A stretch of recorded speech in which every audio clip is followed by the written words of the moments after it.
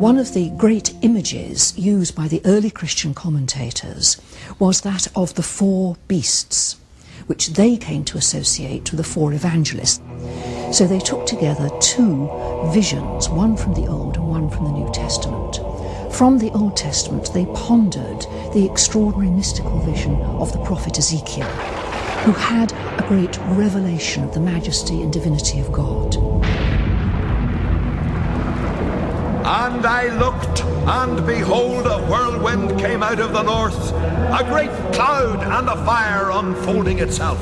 And a brightness was about it, and out of the midst thereof, as the colour of amber, out of the midst of the fire came the likeness of four living creatures. And this was their appearance. They had the likeness of a man,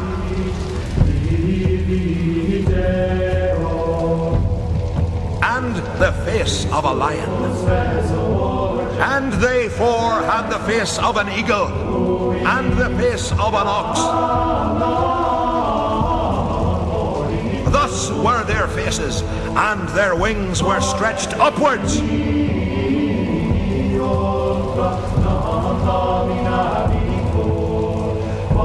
And their feet were straight feet, and the soles of their feet were like the hooves of calves.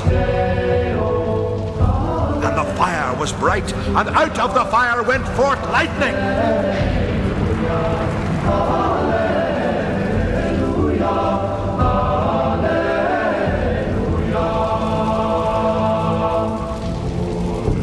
Now, as I beheld the living creatures, behold, one wheel upon the earth, and when the living creatures went, the wheels went by them. And when those were lifted up from the earth, the wheels were lifted up over against them. For the spirit of the living creature was in the wheels. This was the appearance of the likeness of the glory of the Lord. And when I saw it, I fell upon my face.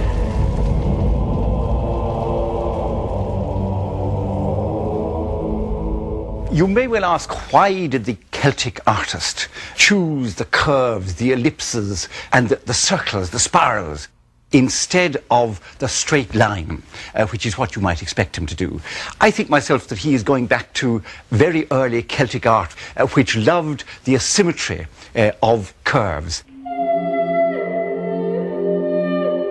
Curves which could inspire such masterpieces of the metalworker's art as this, the Derry-na-Flan pattern of the 8th century.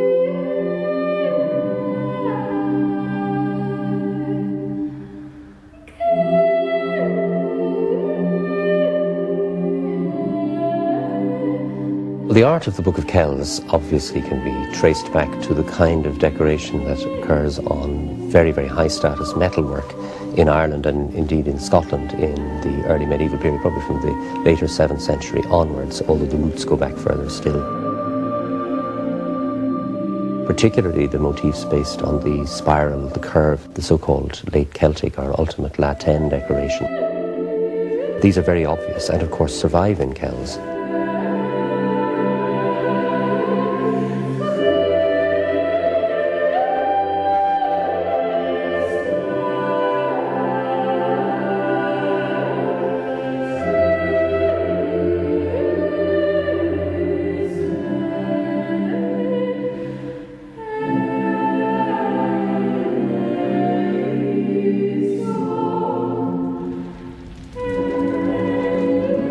Molten metal was poured into clay moulds to create masterpieces like the Hunterston brooch, which were then decorated with applique ornaments.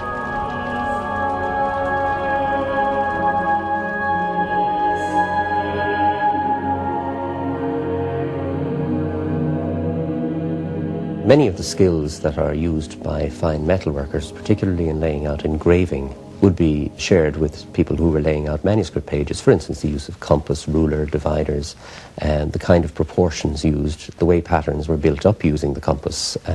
All of these were quite common to metalworkers. They may well have used templates as well. And to that extent, there's quite a close correspondence between the art of the manuscript painter and the art of the metalworker, because of course the metalworker very often starts from a drawing, and essentially it's the same skill.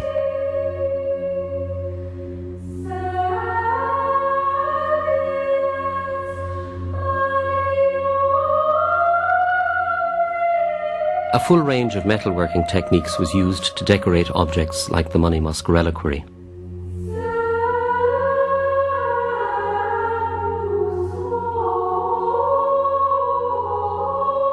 In the year 1006, the Book of Kells was stolen from the church at Kells, and it was recovered some days later without its decorated cover.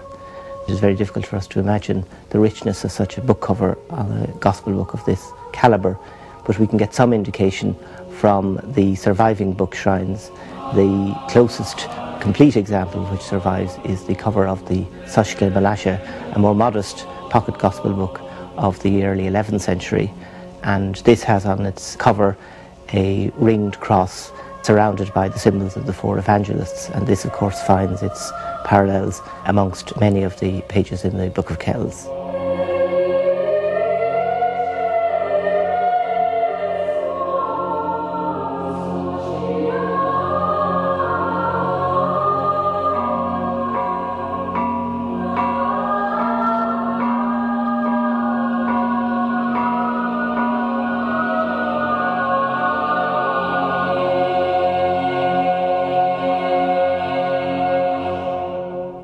The flexibility that painting gives you, the ability to create very, very sophisticated shapes in drawing with a pen, is infinitely superior, I think, in some ways to the flexibility you have when trying to draw with wire, however skillful you are. And so the art of the Book of Kells, I think, has taken off into areas of detail and sophistication of pattern, like Derry na Flan Patton, the Arda chalice, which in their own way are extraordinary multimedia representations of the same general tradition of art. So I don't think the Kells painters were learning at first hand every day from the metalworkers. I think that those lessons had been absorbed 2, 3, 4 generations before.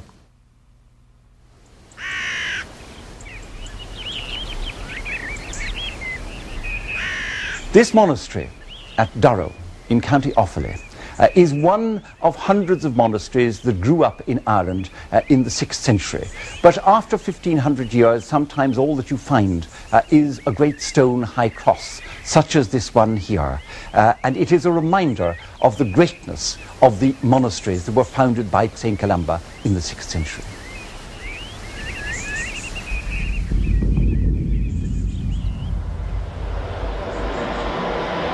Strange as it may seem, because St. Columba had illicitly copied a manuscript, legend has it that he was the cause of the Battle of Codex in 561, in which it is said 2,000 people died. And St. Columba thereupon went to the Abbot Mulasha on the island of Inishmurray to seek forgiveness.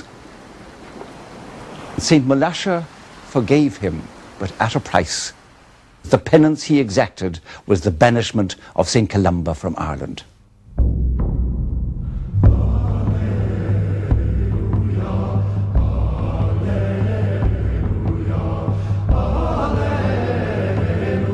In the second year after the Battle of Codex, in the 42nd year of his age, Columba sailed from Ireland, wishing to be a pilgrim. Iona was his final refuge.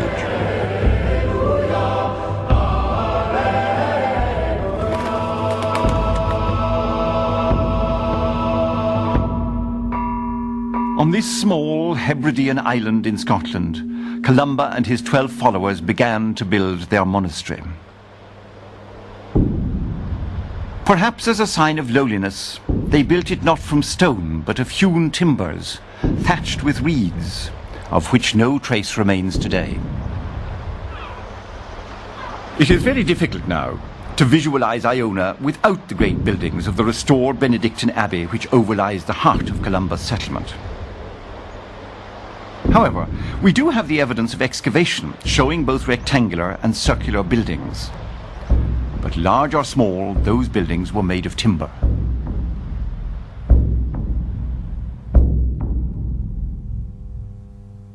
The painted shingles shown in the Book of Kells temptation scene